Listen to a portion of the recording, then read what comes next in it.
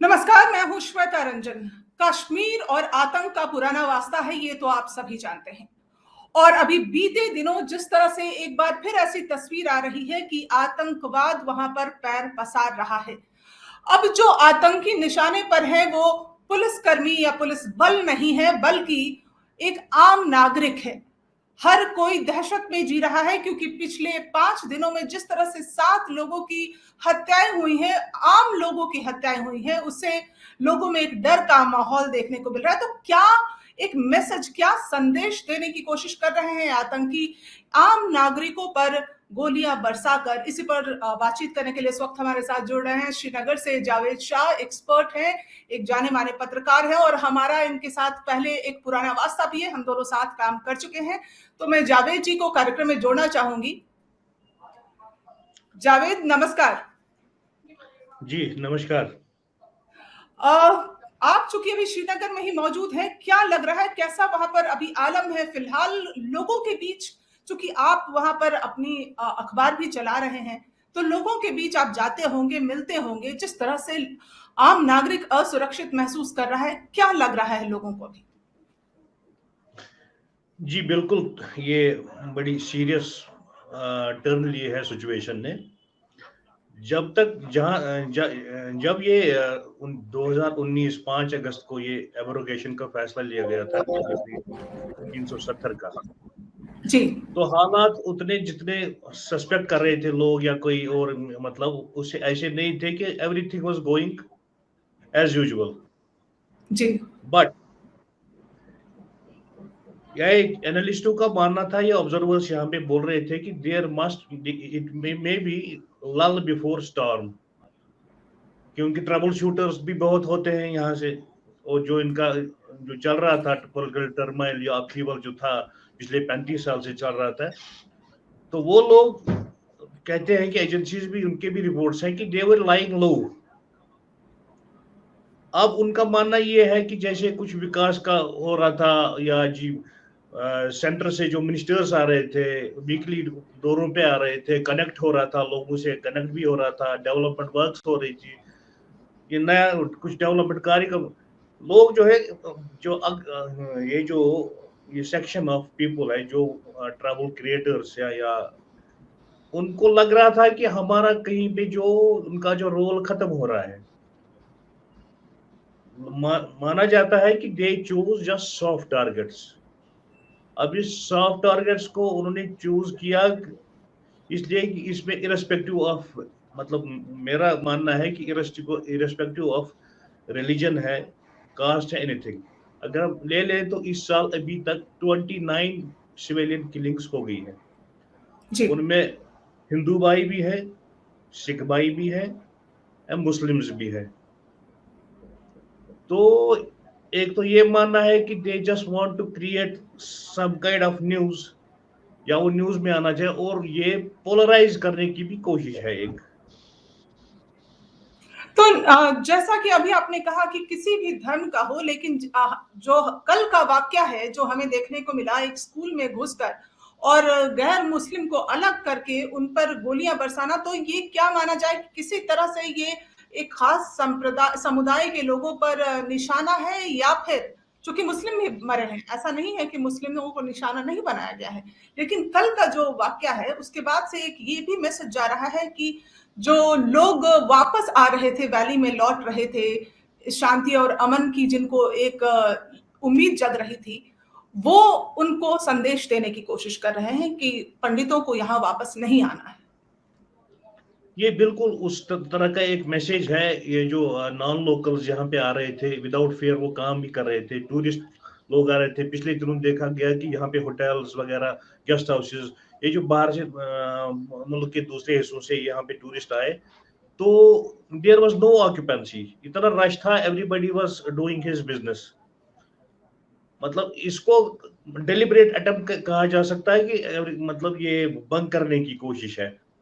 ये कल का जो दुखद वाक़ा है, ये इट्स वेरी ट्रेजिक, क्योंकि मतलब it involve two teachers who teaches, मतलब आवर, मान लीजिए हम कश्मीरियों का फ्यूचर वो हम ये कर रहे हैं, हमारा ग्रूम कर रहे हैं, टीच कर रहे हैं बाकी चीज। तो it's very very very sad.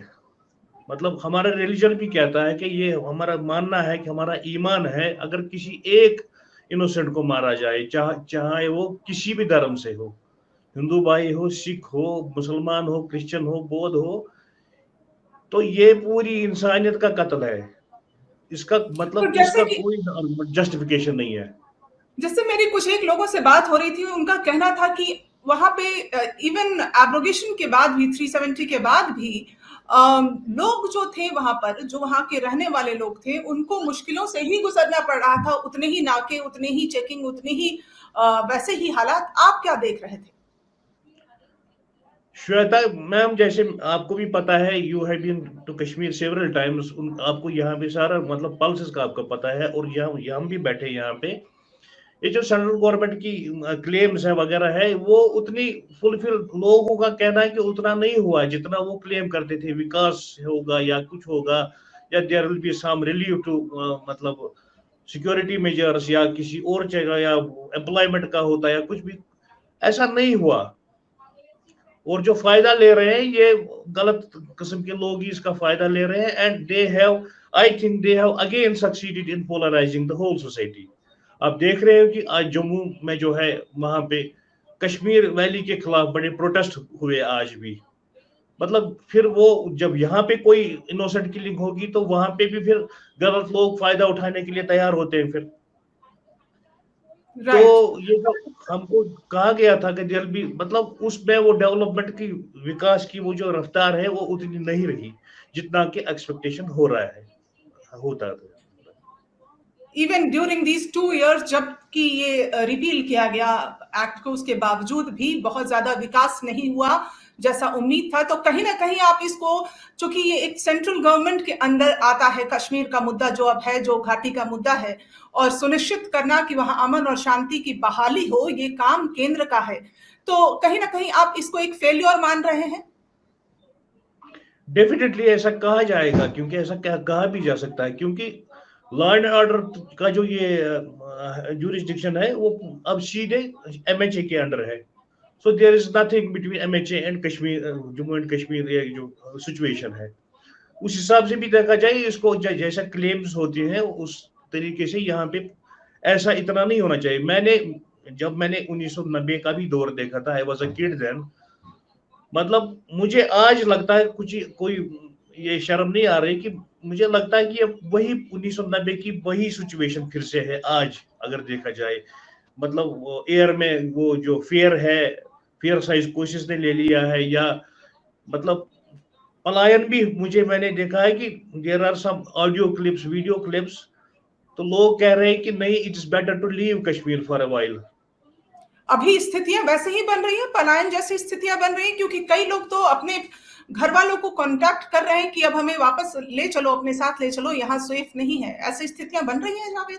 बिल्कुल बिल्कुल बिल्कुल, जैसे कि आप मुझे देख रहे हैं, मैं अपने ऑफिस में बैठा हूँ, it is central Srinagar, in the heart of press colony से बाहर है, लेकिन ये जो मेरा ऑफिस प्रीमिसेस है ये कश्मीरी पंडित बाई का है। ही डिसाइडेड यस्टरडे, मतलब वो कल चले गए, उनने कहा कि it is better to be in Udhampur और जम्मू रादर देन हियर। तो मैंने भी उनको यही कहा कि मतलब आप जैसे चाहेंगे, लेकिन ऐसा कुछ मतलब है नहीं, there is lot of fear in the air. जैसा कि माखनलाल बिंद्रू जी की हत्या की गई, वो तो एक मतलब जितना उनके बारे में हमने सुना है, वो उस समय भी उन्होंने हिम्मत दिखाई कि जब 90 का दशक में जब वो पलायन की स्थितियां बनी, तब भी वो छोड़ के नहीं गए, मजबूती से डटे रहे। और कल उनकी बेटी ने वो तस्वीर हमें दिखाई, उनके बयान जो सामने आए, तो वो जोश दिख रहा है। क्या आपको लगता है कि जो वहां लोग हैं, इस जोश के बूते लड़ाई लड़ी जा सकती है? बिल्कुल बिल्कुल लड़ी जा सकती है, क्योंकि यहाँ पे जो इतने प्रेजेंस ऑफ सिक्योरिटी फोर्सेस है उनसे भी, लेकिन जो असल में रियल कनेक्ट होना चाहिए अथॉरिटीज का आम लोगों के साथ। जैसे कि सिक्योरिटी मेजर्स कभी कभी ऐसे होते हैं कि लोग नाराज हो जाते हैं कि कभी कोई मतलब पावर का थोड़ा सा गलत भी इस्तेमाल हो जाता है, कोई इंस्टेंस होता है, लेकिन वो जो लैक ऑफ कॉन्फिडेंस वो नहीं होना चाहिए। There should be complete confidence between people and the authorities. देखिए, मान लीजिए जो जिनको ये ट्रबल क्रिएट करना होता है उनके लिए बहुत अच्छा होता है कि वो बहुत सॉफ्ट टारगेट्स को चुनते हैं। ये अंडर डिस्गाइज वो किसी भी सॉफ्ट टारगेट को देख सकते हैं। उनकी इसमें यह नहीं होता है कि कौन अच्छा आदमी है, कौन बुरा आदमी है, किस आदमी ने हमको पिछले 25 साल से सर्व किया, यहाँ पे बैठे थे, दवाइयों का काम, डॉक्टर्स, हेल्थ केयर उनका बड़ा पेशा था। बहुत से गरीब आदमी वहां पे जाते थे। देर मतलब would be lot of rush in front of his, मतलब उन्होंने कुछ ऐसा वैसा लोगों की नजरों में नहीं किया था। मतलब every commoner here is very tragic about his death. लेकिन ऐसा है कि सॉफ्ट टारगेट के बारे में उनको मानते हैं कि जो भी मिले सॉफ्ट टारगेट है, वो हिट किया तो उन्हें न्यूज अपनी बना ली। तो आपको लगता है कि आतंकियों ने अपनी जो स्ट्रैटेजी है उसको बदली है और वो सोच रहे हैं कि सॉफ्ट टारगेट आसान है? बिल्कुल, बिल्कुल, उनसे उसको रिजल्ट भी मिल रहे हैं। इनको नेफेरियस किस्म के जो गलत मतलब रिजल्ट्स हैं उनको तो मिल रहे हैं। इट इज, मैंने पहले ही आपको कहा कि मुझे लगता है कि it's back to square one. ये जो हमने गुड वर्क किया था, वो कुछ अच्छे काम किए थे, कुछ मतलब अंडर कंट्रोल भी सिचुएशन आई थी, लेकिन इन पिछले एक हफ्ते से जो हुआ यहाँ पे, it has totally shattered everything. और मुझे लगता है कि सिक्योरिटी की मतलब इतना हो के इतना ऐसे क्यों होता है। मतलब हार्ट ऑफ सिटी में ये सारे अटैक्स, हार्ट ऑफ सिटी जहां पे सिक्योरिटी फोर्सेस की पूरी प्रेजेंस मौजूद होती है, ऐसा तो होना नहीं चाहिए था, तो लेकिन ये हुआ। ये भी बात सामने आ रही है कि जैसे जिनकी पुश्तैनी प्रॉपर्टी वहां थी, जब पलायन के समय वो चला गया, छिन गया, तो उनको रिट्रीव करने के लिए सरकार कोशिश कर रही थी। क्या ये भी एक मुद्दा था जिसके कारण इस तरह के हमले हो रहे हैं कि वहां लोग वापस वापस आ रहे हैं, अपनी प्रॉपर्टीज तक पहुंचना चाह रहे हैं, स्कूल्स खुल रहे हैं तो शिक्षा का माध्यम बन रहा है, तो इन सब चीजों पर लगाम लगाने के लिए कोशिश है? ऐसा भी बिल्कुल डेफिनेट एक मामला था पिछले जो पिछले 15 दिनों में डिस्ट्रिक्ट अनंतनाग में कम से कम 24 प्रॉपर्टीज जो हैं, जो हकदारों का हक था, मान लीजिए, वो इवेक्ट की गई डिस्ट्रिक्ट एडमिनिस्ट्रेशन की तरफ से, और जिनका वो था उनके हवाले कर दी गई थी। डिस्ट्रिक्ट कोलगाम में 2000 प्रॉपर्टीज उनको मतलब जो फोर्सेबली मतलब इलीगल तरीके से लिया था, उस पर कब्जा किया था, वो रिट्रीव भी हो गई थी। इसका भी एक थोड़ा अमल दखल हो सकता है इसमें भी। और दूसरा ये है कि ये भी हम कह सकते हैं कि जो वर्ल्ड ऑर्डर बन रहा है नया, हमारे ईस्टर्न बॉर्डर पे जो है, यहाँ पे लद्दाख की, वो कल भी आपने सुना होगा कि फिर से आमना सामना हो गया भारतीय सैनिकों का और जी। चीनी मतलब ट्रूप्स का। यहाँ से तालिबान ने टेक ओवर किया अफगानिस्तान को।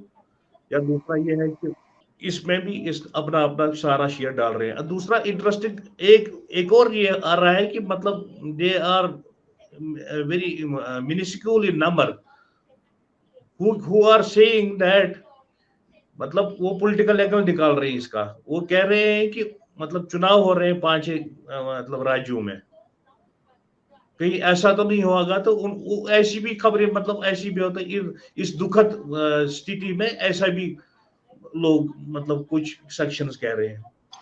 इसको कहीं ना कहीं ओवरऑल आप situation is very bad, situation is not good, situation is not good, it's very आपको बैड। कैसा लगता है जब आप काम पे निकलते हैं जावेद और लोगों से मिलते हैं, उस समय कैसा लगता है आपको? देखिए, to be honest with you, अब जो पिछले 1 महीने से या 15 दिन से 20 दिन से जो हालात चल रहे हैं, मैंने आपसे पहले भी कहा कि ये वही दौर फिर से मुझे लग रहा है कि वैसा ही एटमॉस्फेयर बन रहा है। जो लोग अंदर से अपने दरवाजे शाम के 6 बजे बंद करते थे, परसों से यही हाल फिर से हुआ है कि लोग they just try to be home back before 5 और 6। मतलब right. nobody is ready to venture out,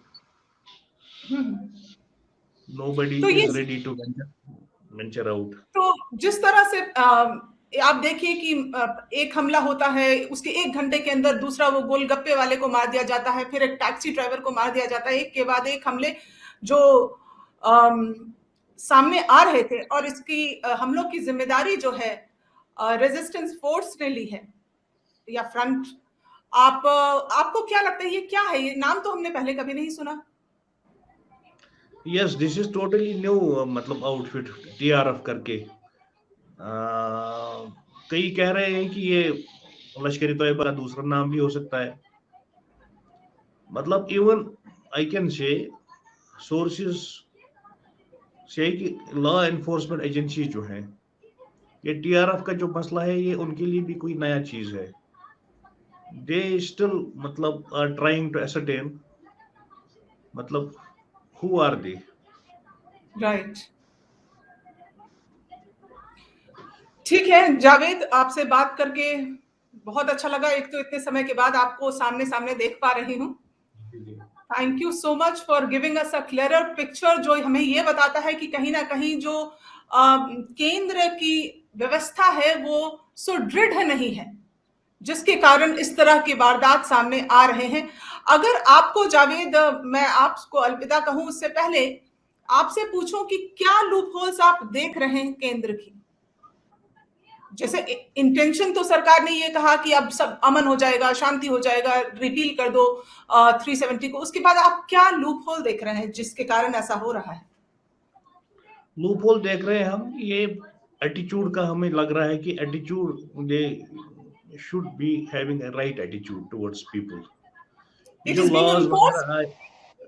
वगैरह ये जो लॉज आ रहे हैं नए after abrogation, I think they are trying to do it in haste.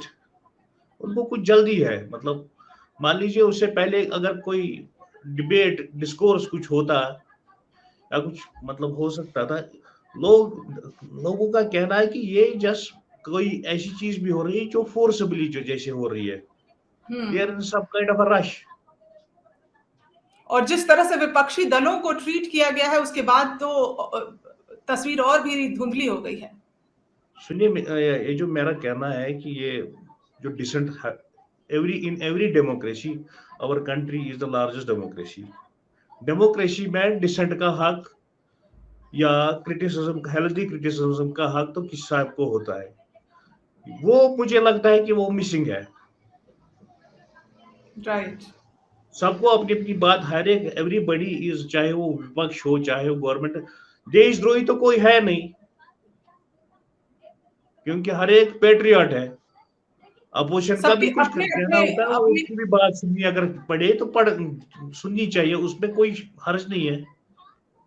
Right. और जो कश्मीर का मसला है वो वहां के रहने वाले लोग, वहां के नेता, वहां के की आवाम अपनी समस्याओं को वो बेहतर बता सकते हैं, ना कि अगर उन पर कोई चीज जैसे थोप दिया जाए तो शायद वो उसके साथ एडजस्ट नहीं कर सकते.